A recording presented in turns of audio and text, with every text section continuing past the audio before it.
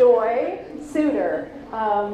And I'm thrilled to be here today to present with my friend and colleague, Danny Oluyole, who is a judge for the Winnebago Tribe of Nebraska. He's also a practicing attorney in Omaha predominantly.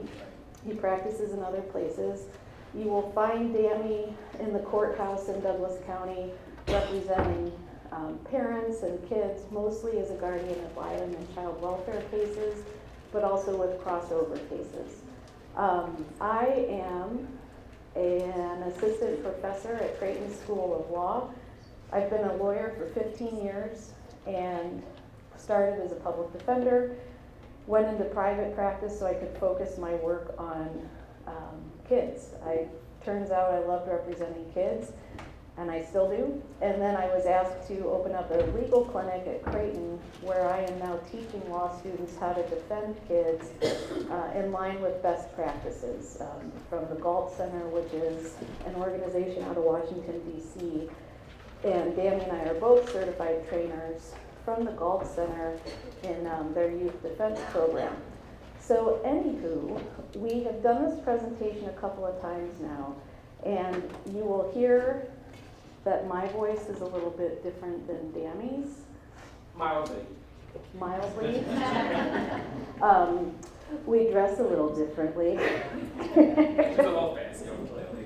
Totally fancy over here. But the importance of this topic, we appreciate you coming to share and talk and learn about this with us because, and if you want to skip to the next slide there, Danny, we have objectives for today. We want to talk about the importance of understanding the impact that stereotypes have on the relationships we have with the children we serve. We want to understand how assumptions that we make might impact each stage of the court process.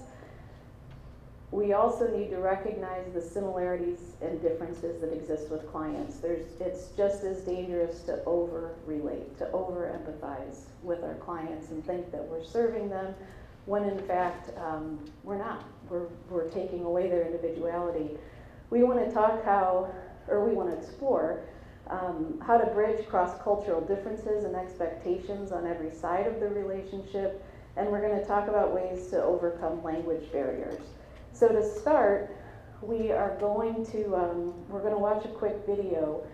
I apologize, I'm going to have to set the microphone by the laptop, so if it starts off crazy loud, we will fix it, because we also don't want our ears blown out.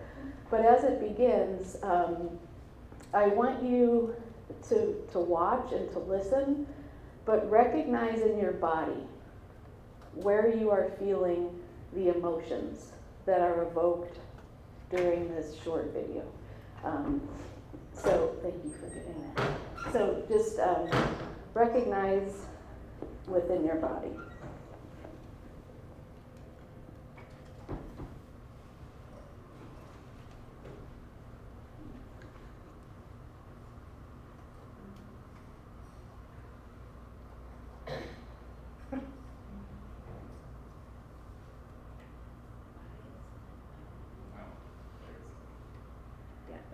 Sorry about that.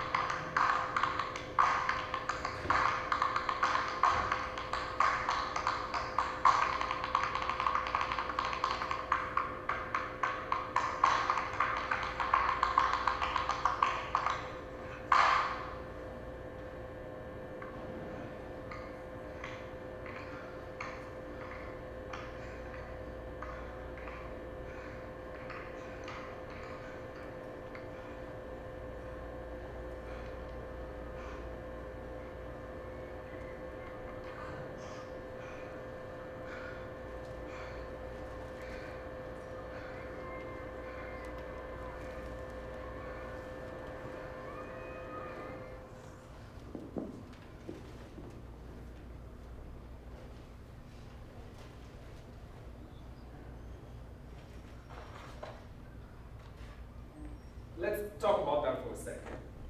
Where did you feel, what emotions went through your body, and what did you feel as you watched that video? Frustrated, Fear. seeing it happen. I recall the first time I saw it, there was this chill behind my spine, because that could be me, right? And what it tells us is, research shows that it takes 1/10 of a second for us to form judgments. I can tell you as a judge where I serve right now, when I walk in, they usually think I'm a defendant. So I put my robe on, I'm like, oh, wow, okay, this is a little different, you know. But that video challenges stereotypes. And we're going to talk about definitions and other subjects as we go along. Stereotypes themselves, when we look at it, we all form them. It's part of what we see and deal with every day. The key is, how do we react to them? How do we move forward from them? And the key is to recognize it and challenge it. Because I know as a practitioner, I still have it, and every day I have to confront it. Imagine that the teen from the video, the black child, if he had been arrested for stealing the candy bar, and who actually stole it?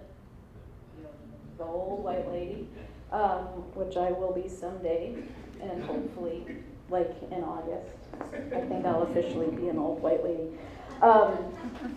But imagine the child was arrested for stealing that candy bar. And I hope you all know that kids get arrested for shoplifting, right? It happens. And imagine that the first time someone met with that child, he was insisting, I didn't steal it, the old white lady did. Who's gonna believe him? Nobody. Nobody. Nobody's gonna believe him. In fact, in that video of the two customers, let's talk about the customers in the store, the old white lady and the young black child. Of those two people, now that you've seen the whole thing, who do we think is like the better human? The child. What all is he doing? He's taking care of his mother. They formed that before you even walked in the store. Right. But what else is that child really doing if we look at that video? Go ahead. He's tap dancing, right? When you hear those first tap, tap, you think, oh, right? The tension comes up. I feel it in my neck and my right shoulder. That's where I carry my stress and I tense up.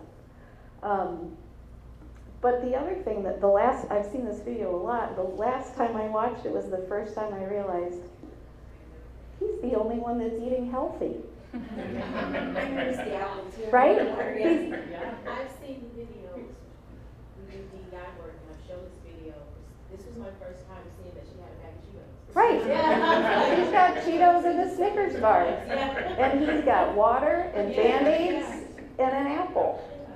Right? Like every single aspect of this, and you've seen it a bunch too. You're like, oh, I never noticed that, right? But of course, to your point, the first time you see that, or just the first time we see anyone, we are bombarded with what we have been taught or exposed to. And so what we want to talk about, if you want to skip ahead, again, just some general terms that we always need to go over to make sure that we're all on the same page. And so a stereotype, keep clicking there, Dammy. A stereotype generalizes beliefs about groups and their members, their assumptions or events that conform, about people or groups that conform to a general pattern as opposed to any individuality. Next, we've got bias. A bias is a preference for a person or a group for or against something. There can be positive biases. And then prejudice is an unjustified or incorrect attitude. It's usually negative. For example, it's an attitude that's not based on reason. There's no factual basis for it. For example, if you hear someone say, well, there's more black kids in detention than white kids, it's because they break the law more. Is there any scientific backing for that? Loud and proud, friends. No, there is not, right? Youth of any color, white, black, brown, Asian populations, and all youth offend at the same rate. Certain youth are over-policed, certain youth are treated differently, certain youth are prosecuted in a different way. And so I want to make clear and talk about really quickly that today when we're presenting, you're going to see us use interchangeably the word child or client. Because as lawyers, that child is my client, but I also do my darndest to drop that J word, not joy, but juvenile. Because what does juvenile mean? A delinquent. They did something wrong. So you're going to hear us talk about the child or a client or the youth. If we want to keep moving on there, Dammy. Culture. We're going to spend a lot of time talking about culture. The focus of this lesson will be on racial, class, and cultural differences. Sexual orientation is a huge difference that can affect our client's life or the children we're working with. And there are other breakout sessions that are focused in on that specific topic, and I would encourage you to attend those. But for here, we're specifically going to be talking about racial, class, and cultural differences. On the next slide, we're going to talk about why it's important to understand the extent to which culture can influence relationships, client choices, clients' understanding of the justice process, the communication that happens, and then decision-making at the time of the alleged offense. Understanding our client or the child's reaction to the system. Can anyone give an example of a cultural misunderstanding that they may have had, for better or for worse? And I will tell you right now, I got plenty of them, and I am unashamed to share my mistakes. Because I'm the type of person who believes that progress is never done, and we can always do better. And so I share my foibles with the spirit of encouraging everyone else to acknowledge their own shortcomings and to do better. Is anyone comfortable sharing something? A mistake that they've made culturally, or an interaction that they've had that they may have not been at their best. Or later they thought, oh crap, it was a butt-clenching moment, right? Shouldn't have done that. I'll share one. Super easiest mistake ever, right? Shouldn't have happened. I was working with a family. Is that this one? All right, they told me to use this, but guess what? Well, it's not this. It must be that. Oh, I know what to do. Okay, so I was working with a family, and they had a child that had been placed at Whitehall, PRTF. Those of you who are in the know what that's all about.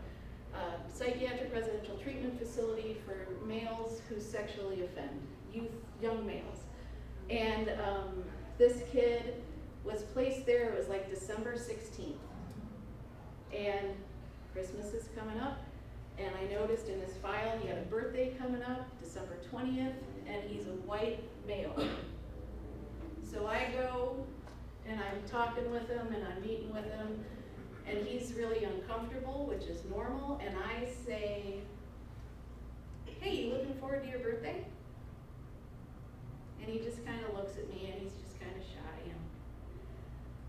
What about Christmas? Have they talked about Christmas plans here? He hadn't been there long enough for any concept of a home pass, and he still is looking at me like I'm bananas.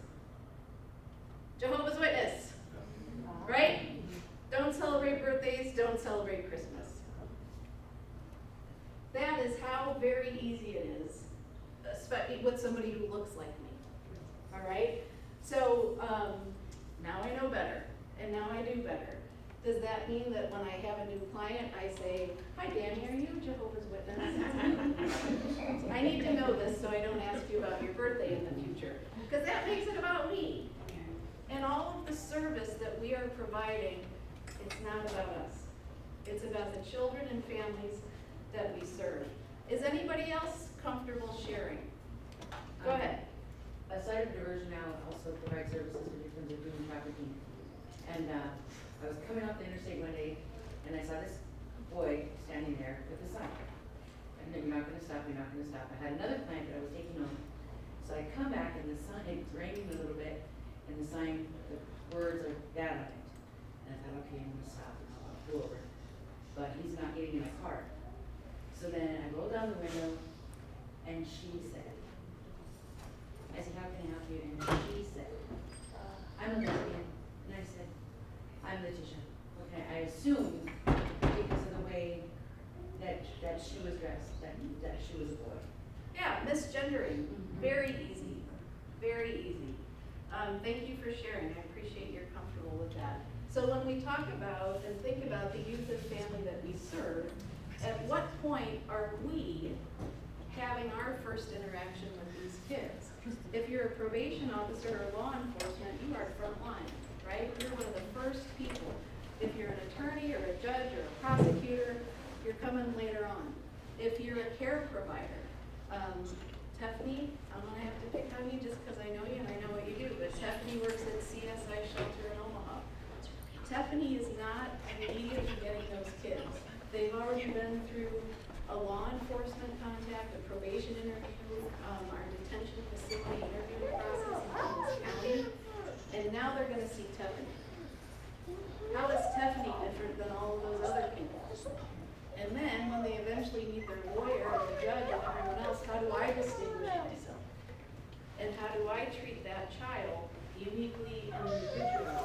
So when we think about these different points of contact that kids are gonna come involved with, police, probation, teachers, attorneys, judges, detention staff, psychiatrists, psychologists, service providers. What are some of the service providers, who are some of you in the room? What kind of care or services do you provide? School-based therapy. Great, thank you, school-based therapy. Are you different than teachers? Yes. Yeah, how do they know that? Well, it's funny because I have a lot of students say, well, you're my teacher, like, well, but I'm not. And so sometimes we do have that conversation of clarification of, this is what my role is, this is what your teacher's role is. Yeah, I often am a defense attorney and Danny's a guardian ad litem. Very different roles. What other providers do we have? Mediator, great. How do you distinguish yourself from a lawyer? Very different. Right. Right, so and so when we think about those, what are some of the common points of difference that we have with the youth we're serving? Some common points of difference from the youth we're serving compared to us, the grown-ups, who are supposed to know better. Age. What else? Lived experiences. Lived experience, education, race. Yep. You can start hitting those, Danny. Language, accent. Danny, where's your accent from? Nigeria. Nigeria. And it's fascinating because the first thing they see is you hear my voice is, oh, he looks like me. And then I start thinking, where are you from?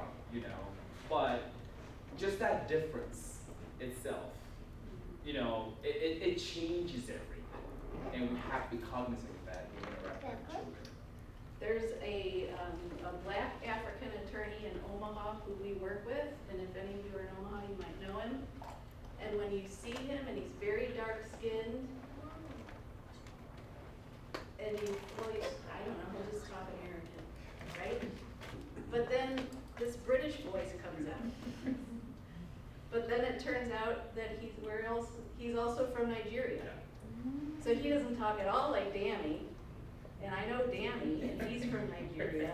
Well, it turns out that Chris was born in Nigeria, raised in Britain, went to law school in South Dakota. How the heck? Right? But those initial thoughts, right? And we do that not to be jerks. We don't have these stereotypes to be jerks. They're helping mechanisms that our brains have, right? Because you don't come and meet someone and think, how am I going to offend this person today, right? What can I do to make this person feel comfortable with me? Oh, you're from Nigeria. You must also have studied law school in South Dakota, right? Like, no. So it's not that we're doing that to be jerks. What are some other differences that we've got, Tammy? Sexual orientation, gender identity, immigration status. How many of us are working with youth who are not American citizens? Nebraska is we're one of the top 10 resettlement places, right, in the country.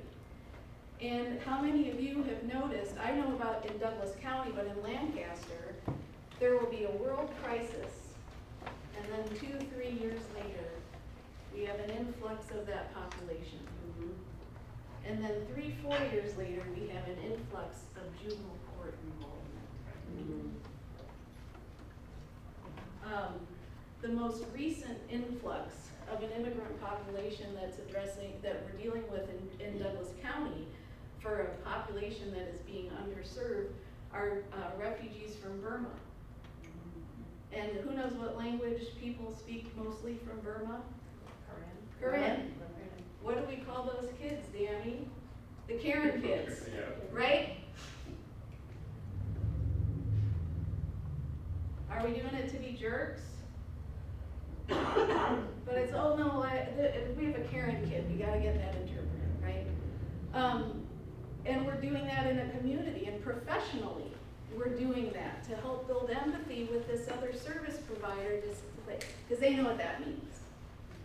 But is every Karen kid the same? Of course not. Of course not. And so when we're dealing with these stereotypes, what we're having to do is take that step back, cognitively acknowledge that this is happening. We're seeing that kid, we're seeing that parent, we're seeing that adult. We think something is one way, and because we're busy and we want to do things smarter and not harder, we're just going to run with it. But that's where we come into a big problem. Danny? So what are some of the stereotypes we think about when we work with the children we work with? So when you meet a child that's system involved, what are some of the stereotypes we have? Let me give you one. I mean, I'm still guilty of this. Oh, poor parental supervision, right? Automatically. And our dad was challenged recently. I had a kid that was GAL. I mean, just smart, just charming. And I'm like, oh, what are you doing here? I talked to him for a while. A few days later, I met him at DCYC, went to his house. They lived way out west, this huge mansion. And I had to challenge myself, oh my God. I mean, these are very, very wealthy folks. And like Joy said, the population is policed differently. But I work with some of these kids, so I meet some of these children, so I know what I see. But what are some of the stereotypes that we have? That was one example. Gang involvement. Gang involvement, good one. With the undocumented kids that we work with, what we're trying to do in our program is myself and this another guy that's bilingual, being able to visit with the parents, because before, nobody else could visit with them, well, they're not gonna understand anyway, so we just push them through. When we're not affording them that service that we're really beneficial. Exactly, getting to know the children for where they're at, you know, or the assumption that they're in a gang, which is not always true. They may have different challenges. So I have actually one of my kiddos that I work with, met him, classic signs, except he's actually not in a gang. This friend and I, he has friends in it, but refuses to join the gang, and he was sharing this with me. But remember, it takes a while for them to trust us when we meet them. Usually, I mean, I get this a lot, oh, you're one of them. And I'm like, actually, I'm a private attorney. I actually do not even work for the government. But as long as I'm there in court, we're all the same to them. So getting to know them individually is very important. Any other stereotypes? Income. Yep. Right. For sure. And so when we are acknowledging these perceptions and stereotypes that go both ways, we need to remember that identifying that difference is not the same as creating and perpetuating a stereotype. And we all know that youth of color are overrepresented at every point of contact within the system. They're more likely to be incarcerated than white youth in every state in our country, even when they're charged with the same crime. And so that's the easiest way, that as a white attorney or a black attorney, I can see a black child and think, yep, seems about right. Well, baloney, absolutely baloney. And if this is a system that is perpetuating that, we have to be doing things differently. We cannot treat one child the same as another child. So we're gonna do, I actually just covered this next slide, so if you just wanna keep going, we're gonna get to the slide that says, next one, identifying stereotypes. We're gonna do a quick exercise. And I'm gonna change it up from what is actually on the screen because I thought of a better idea, quite frankly. And it goes like this. So, all of us in here have our own jobs. We have our own identities. We look the way that we look, and we act the way that we act. We dress the way that we dress. We talk how we talk. I'm gonna give you 60 seconds to think in your head, what is a stereotype that someone has about you? Right? Oof.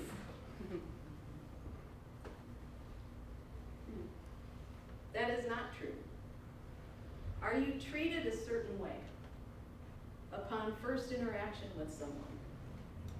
Whether it's your job, your haircut, your hair color, your skin color, your piercings, your tattoos, how you present yourself or carry yourself, your physical description. Are we supposed to share? Oh, I can tell you lots of them. We'll get there, and you're going first, because I saw your hand go first, right? Right. So just think about that, right? Think about something, how you've been treated differently. Someone has assumed something about you, and you're like, that ain't me.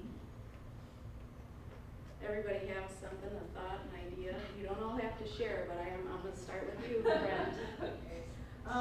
One of the main ones that I get all the time, and my mom tells me this too, 24/7, almost every day, she never lets me forget, is that I have an RDF. You know what an RDF is? No. It's a resting bee face. Oh, So I look yes. Yes. So when I'm resting my face, it just looks naturally mean. And Yes. it's not something that I can control, so it is a true thing about me, but the stereotype that people have for me is that I'm unapproachable. So I look mean, so they think that I'm gonna be mean, and so they just don't wanna talk to me. And my mom tells me this all the time. She's like, if I didn't know you, I wouldn't wanna be your friend. And she tells me that all the time. Yeah. So that's just fine. Thank you for sharing. I remember the TLA, the three-letter acronym, RDF. I just forgot about it, so thank you. All right, anybody else want to share? I can go. Go ahead, thank you. I would say that people look at me and say I wouldn't be in leadership. I have multiple children. I need assistance. Have an example that I walked into my son's school, which he was never on the Friend Reduced lunch. And the first thing they asked me was, are you here for the Friend Reduced lunch application? And as a mother and a woman of color who worked really hard, beat adversity, I was frustrated. I was like, that is how you're gonna introduce yourself to me right now. And so I can go on, but those are a few things. Yeah, thank you for sharing. The purpose why we're sharing is because I want us all to be hearing and thinking, oh, is that something I might have done at some point? By assuming things with our questions, right? When we're first making those introductions. Is anyone else comfortable sharing? It's funny when people think I'm straight and they ask me if I have a husband and I'm like, no, me and my wife have been together for about 5 years. Yeah, thank you for sharing that. Were you gonna share? I frequently meet people who don't know my race. I am, and they feel compelled to put me in a box. So sometimes people speak Spanish to me or assume that I speak Spanish or any number of different racial ethnic backgrounds. And commonly in the last week, what are you? Oh, wow. Yeah, what are you? What do you say? Or try to guess by asking questions like, well, what is your name? And my maiden name was Tammy Robinson, and I would say Tammy Robinson, and I would look at them and go, that didn't help you. And then I would just smile, because I know what they really meant. Right, I'm Tammy Robinson, and I have something in my eye. I typically know what they mean, and I try to help them out. Yes, when Yeah. they ask that question. Thank you. Oh, well, mine said something, triggered, but mine's typically is about children, and as a black woman, young black woman that I'm a single mother, and I've had somebody just be like, like, we always, and they went into this thing, and I'm like, I have no children, why did you take me? Or if I go to the doctor's office, I have to convince them if something is wrong with me, that I'm not pregnant, and I have to constantly Yes. convince them. Like, Yes. And they're like, because if we do this, and I'll take that test, and I'm like, take it, you know, like. Right. Yeah. Yes. I had a few years ago, about 8 years ago, I was hit by a car, walking across the street by the courthouse. I have the video if anyone wants to see it. Kia Rio dent. And I got in an ambulance ride, got to the hospital, in the emergency room, trauma bay, and the nurse comes in and she says, she starts asking me questions. What blood pressure medication are you on? I'm like, none. Yeah. What medicate, you know, what hormones are you taking? None. Well, are you still having a period? Wow. Right? Now, I know scientifically and anecdotally that my experience as an overweight white woman with a doctor is crummy, but it ain't as bad as my black female friends in here. Okay? That is scientific. That is proven. So I'm not saying that to compare or equate. I'm just saying that's been my experience. And when I tell the woman, well, thank you for asking, well, I'm bleeding from my head. I'm still menstruating. That's not the blood. Right? Right? But this is the one that matters, Yeah, that's right? not the bleeding. You know, I'm still menstruating. I don't take any medication. Really? Like, yeah. Right? How we ask questions. How we ask that simple question. Are you here for the free lunch form? Lo and behold, you might actually know why you're here. How you doing? I'm gonna trust you to tell me why you're here. Okay? And we make these mistakes. I make these mistakes constantly, and I always try to do better. And I will give one more personal example, and I'm gonna jump it over to Dammy here. This was the original exercise, was look at this and think of a stereotype for these groups. But then I thought, you know what, let's just keep it personal. Let's keep it safe in this room. But what this final example I wanna give you is, oh my gosh, I just had a brain fart. But that's okay, so it doesn't matter. We're gonna jump over to Danny and talk, it'll come back to me, and it'll blow your minds. All right, so what can we learn from the conversations we've had so far, right? I mean, stereotypes are stereotypes. We're shaped by our experiences, right? I recall when I met Judge Clarence Thomas, when I was at Creighton. He comes in and teaches every so many times. And I took his class and he was like, oh, and then he gave me he went on this 5-minute story, because it's like, he saw my name. And I know he was trying to relate, so I don't blame him for this. And he gave me this story about this poor child from some parts of Africa he met and all this stuff. And I'm like, it's not middle class, Judge. You know, you can see the look on his face, right? Just trying to, I'm like, my own journey is different. But I understood what he was trying to relate. I get it. What's the moral of that story? Stereotypes are part of our experiences. The key is, what can we learn from them? How can we change a narrative? They can both be negative and positive, right? In his instance, Judge Thomas was trying to relate to me personally. But obviously, he misunderstood the whole story. But I didn't take it personal. It took me a while later. I was like, Judge, just chill. I'm not as bad as you are. Only choose at the end of it. But, so the key is that there's positives, negatives, and I think for us, the key is for us to be cognizant of it and try to be more empathetic to the children and the families we work with, because obviously those children are products of some families. And I'll let Joy talk about the 7-step approach to avoiding and addressing stereotypes. Yeah, so if you want to just pull them all up, here we go. The 7-step approach to avoiding and addressing stereotypes.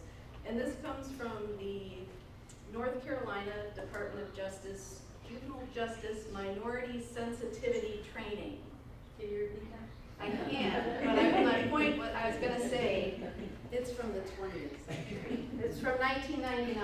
You could tell probably from that language, right? Minority Task Force, Minority Sensitivity Training, but they're good, right? They're good things. So one, we acknowledge that the stereotype exists. Two, identify any stereotypes that I or others have internalized and recognize that when it happens. I'm gonna tell you what, this man is a sharp dresser, right? You will never see Danny looking shady. He looks good all the time. And so I look, whenever I see Danny, I'm like, Dan, how, shoot, right? It's not fair. I'm gonna take a seat now. But what's playing over in my mind is taken away from what I know about my friend.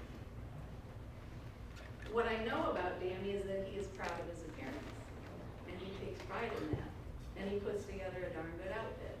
A damning good outfit, if I may, right? And that's great.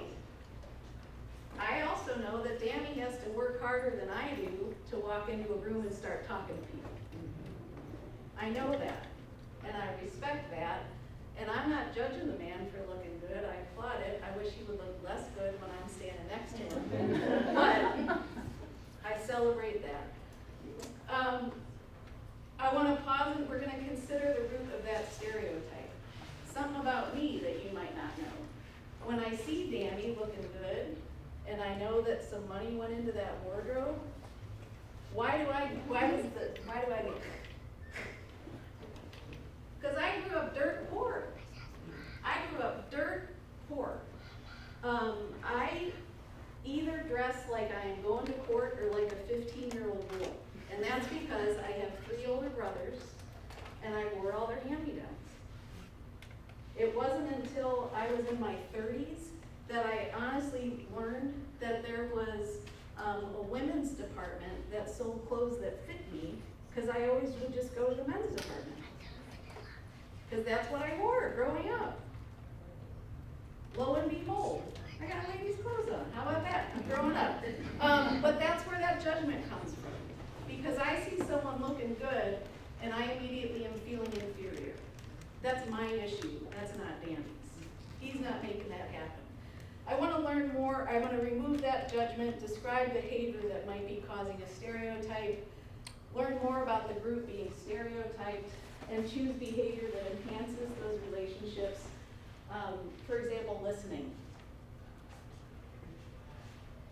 Investigating facts, avoiding rapid conclusions, avoiding judgment. And number 7, which you can't see, is practice enhancing behaviors. So that child who I'm talking to and asking what his birthday is, what's he gonna do for his birthday, and what about Christmas? I finally figure out painfully that he doesn't celebrate either.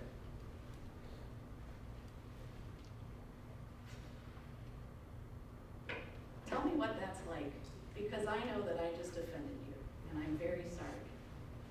How does that make you feel? And tell me, because I want to do better. And you have to be able to recognize that before you go forward. You have to recognize Yeah. it in yourself. We own the behavior, we acknowledge it, we're apologizing, we're not non-apologizing. I'm sorry you feel that way. I'm sorry if that's how you feel. No, I am sorry that I caused that. Yes? So one of the things that I wanted to add is that I would go to the equity cadre as part of the LPS, and one of the things that we would say when like addressing stuff like this is that it's good to be uncomfortable. Yes. I just wanted to add that. If you didn't hear that, it's good to be uncomfortable, and the youth shall lead us. Thank you, right? It's good to be uncomfortable.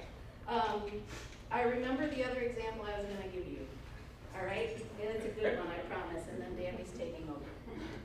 So how many of you've heard like universities and stuff as the institution, the academy, the ivory towers of the smart thinkers and crap like that?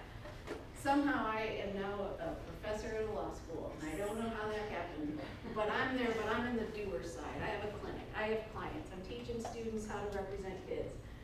And somebody from the ivory tower side of things said to me one day, you know, Joy, some of us were thinking that it would be a really great idea if your clinic, or you could consider focusing your work on members of the LGBTQIA+ community. And I said, okay. Well, we get court appointments. The court appoints us. So, great idea, right? Ivory tower piece. How would you suggest those children are identified? Would you like the police to ask sexual orientation and gender identity as they're arresting youth?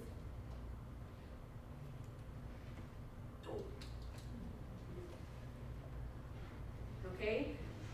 So then to take it a step further, I didn't go away, right? Because I still, of course, want to share and represent kids well, especially those in communities that statistically suffer more.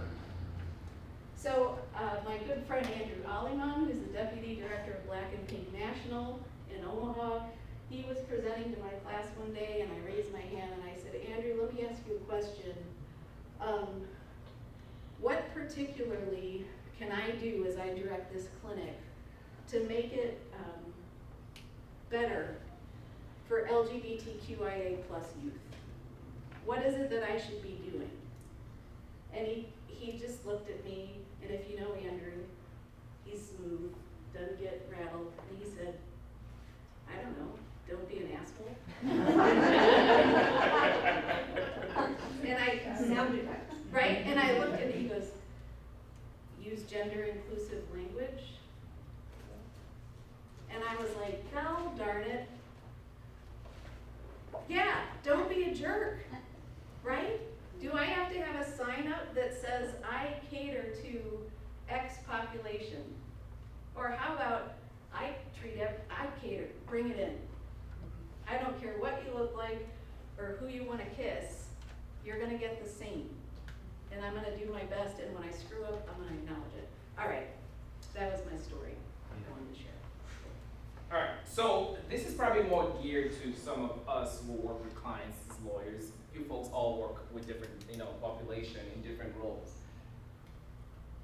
For me, and I use my own personal experiences with this, when I talk to my kids, and I call them kiddos with my kids because I spend a lot of time with them, what I've found is just sitting down to talk to them makes a huge difference, honestly. And it doesn't matter where they're from. I have had kids from across the world. When I sit down with them and spend time with them, I mean, there are times when I'm actually, legally I have no idea what I'm talking about. But they just trust me because I talk to them. I just spend time with them without judging them. And then we'll get to court, you're talking about how brilliant the lawyer I am, and I'm laughing to myself, and the lawyers know because I'm saying something bullcrap for the most part, but just spending time with them. And I'm not sure what you folks all do, right? Just spending time with them, building a relationship of trust. And I'll give you this quick story. This is my first 2-3 years of practice. I recall, I wasn't there for a hearing, for some reason I missed this, first hearing I ever missed. And my kid called me right afterwards and started crying. I said, Danny, you weren't there. And I looked at the judge's order. There's nothing I could have done to change what the judge ordered. But the fact that I wasn't right next to her, not spending time with her in that courtroom, and she just started crying. That taught me a huge lesson. Just being there, being present, spending time with them is a big one. So how do we help and overcome and build relationships with children and families, especially when we've offended someone? Right? Sometimes that's how we start off. And we gotta say, I'm sorry, I own what I did. And I'm never gonna say, can we start over? Because you can't ever start over, right? It's already out there. Can I try again? We wanna demonstrate a genuine interest in Danny as a person. Using open-ended questions. Are you here for the free lunch program application? What brings you to the office today? What are you here for? Avoid personalizing differences unnecessarily. any Gen Xers in here, we're all about, we drank from the hose and we stayed up out till the lights came, right? So when I have a client who says, yeah, I had a gun for protection, me saying, oh, well, I never had to do that. It ain't about me, friends. It's not about me. It's not about me. So avoid personalizing that difference. Even something like, I could never comprehend that. That's true, but I'm also making it about me. Tell me that. Tell me about that. Tell me the challenges that you have telling people who look like me what is going on. And I'm gonna sit and listen. And I'm gonna keep my mouth shut. And I might even put my pen down and not take notes. You tell me. Putting that power of the narrative onto the person whose narrative we are trying to extrapolate and protect and help grow and nurture, it's not about us. It's not about me. And then doing homework about our clients' family members and cultures. That can be as simple as Googling, or what's your favorite thing to eat, Danny? He's gonna say McDonald's, right? And I'm like, oh, he's gonna tell me some Nigerian specialty, right? And he's like, Outback Steakhouse. Nobody's just right. You know, do you have a favorite native dish that you like to eat? Of course not. What do you like to eat? I'm presuming things about Danny in the shape of that question. This is a really simple one that I learned in law school from one of our mutual professors. When you're working with a child, especially for the school therapist who talked earlier, if I say to a kid, who's your best friend? What does that presume? That they have a best friend. So instead of that, who'd you eat lunch with today? What'd you do at recess? If you had to talk to somebody about school, at school about something, who would it be? When your classroom partners up, do you get to choose? Right, I mean, these things just open the door for that exchange of ideas. So for tips, more tips, we're gonna talk about knowing our audience when we use analogies and examples, especially with non-native English speaking kids and families. Especially when we're talking about the court system and the work that we do. Confidentiality. If my client is talking to me, I'm taking that to the grave. But if they say that same thing to Danny or to anybody else who's not their defense attorney, all bets are off. We have to make sure to that extent that we're continually explaining what our role is. I'm the mediator. I'm not your lawyer. What I'm gonna do is present an option, or I'm gonna do this, but it also might not work. So you can't look to me and expect that I'm gonna snap my fingers and it's gonna get fixed. Constantly explaining our roles. Unpacking misunderstandings with the client's culture in mind. And then one that I am overly sensitive to is the over-identifying.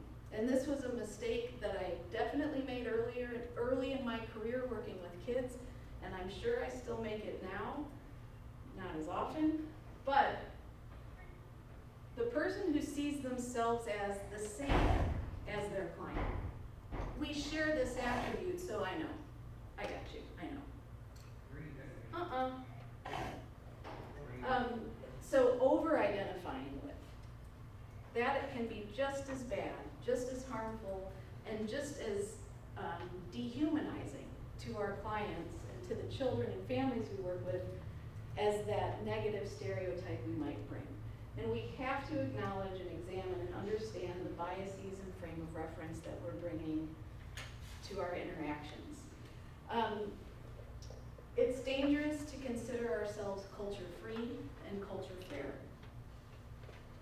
and we have to be careful to not consciously or unconsciously extrapolate or attribute to this child concerns, values, or beliefs that other kids who looked like this kid, or went to that school, or came from that country, or live in that neighborhood, or have the same foster parent, or have the same parent, we can't assume that they're all the same. How many of you have multiple siblings? Or at least one sibling? Are you the exact same as your siblings? No. Proudly no. I am not, right? My husband and his two siblings are each adopted, and I thank God every day that he is not biologically related to them, right? But also, the nurture part of it makes them very different. So just because there's the same parent doesn't mean it's the same child. This is a fun one, this next one. We're talking about language barriers. Go ahead, Danny, what were you saying? It's gonna be the last one if you Yes. wanna take questions. Oh, okay. Well, this is, okay, just one more slide. Why do you like this one so Okay, I like this one. So I text with my clients. I make it a point to use small, monosyllabic words, no more than 2 syllables. Because if my client doesn't understand what I'm saying, I'm ineffective, right? So I send this text to my client. Call me when you can. Like in what? When you can call me. Okay, right? Like, are you kidding me? Call, right? It's that easy. And this was with a native English speaker. Okay, this was not anybody who doesn't speak English as a native language. So, as a primary language. We do it all the time, right? We always constantly have to challenge ourselves to do more. Danny? Well, we have 4 minutes left. Y'all call it this one. I'm gonna make this really short so we can take 1 or 2 questions real quick. Cross-cultural decision making, similar to what Joy just talked about, especially here in Nebraska. I know, for example, I work with folks from Sudan, Korean community, Afghanistan community, so we have to be conscious of their experiences and try not to import our biases of those communities and their experiences. And some of them, come from homes where it's challenging. But I've also met some that come from both working parents present, they come to court, we're not sure what's going on. So trying to make sure we get to know them, understand them, and be conscious of our biases. Do we have, no, I think we're good. Does anybody, yes, go ahead, please. Okay, this question I have is because you guys work with the law and kids, so it's just something that I thought of while you guys were talking, but how do you deal with kids who are very defensive about your title? So they don't want to tell you things, or they don't want to work with you because they think that you're doing it just because it's your job, not because you're passionate about it. I'll tell you what I do. Right off the bat, my name's Joy. I'm your lawyer. And I always have I start the first meeting with the kid and their parent. And I do a lot of persuasive talking, right? So I go like this. My name's Joy. The court appointed me to be your lawyer. Do you know what a lawyer, blah, blah, blah, blah. I work for you. I don't work for your mom. I don't work for the judge. I don't work for the court. I don't work for your guardian, blah, blah, blah. I work for you. Do you know who's the boss? When you have a lawyer, there's a client and a lawyer, who's the boss? The client. You are. I was gonna say, but there may be questions. Right? The client. So I say, whether you are 12 or 22 or 42 or 52, you are my boss. And as the boss, you need to know that whenever we talk privately, everything you say to me is confidential. I take it to the grave. But if somebody else is in this room, it is not confidential. So now is the time when, and I know that your mother, your father, whoever's in there with you, loves and respects you so much that they would never want you to give up any rights or protections. Isn't that right, Mom? Right? They love you so much. And because of that, we're going to ask them to leave the room right now. How's that sound, boss? Swell. see the parents' face when you do that. Go ahead. I have a question specifically for Danny. In your role as a judge, how can you and other judges help to provide some level of translation, if you will, for the language of the court system? Within the legal confines of things, I know there are certain things that have to be said and Right. stated in certain ways in writing. And I've seen judges ask many times, or heard them ask many times, do you understand? Do you understand? I'm not gonna say in a courtroom full of people who all Right. get it. Right. No, I'm the only one here, I'm the one that this is about, I'm the only one here who doesn't understand. I'm gonna have a hard time saying that. Right. Because we don't even understand. Right. What's- English. Yeah. Yeah, I think what my cross roles helps me to do, because I work with kids and I have to break it down. So as a judge, exactly what I do to defendants, families, or kids in front of me is I break it down. I don't say the burden of proof is this. I say here's what they have to achieve for this to be found to be true. Unfortunately, like you said, some legalists has to, because based on the law, we have to use some language. Right to cross-examine. What does cross-examine mean? Right to subpoena, which means that you have to use court's power to bring people to come to court, even if they choose not to. So those ways I try to explain the best way I can. It's difficult because you're right. As a lawyer, it comes naturally to me. To folks in front of me, it does not.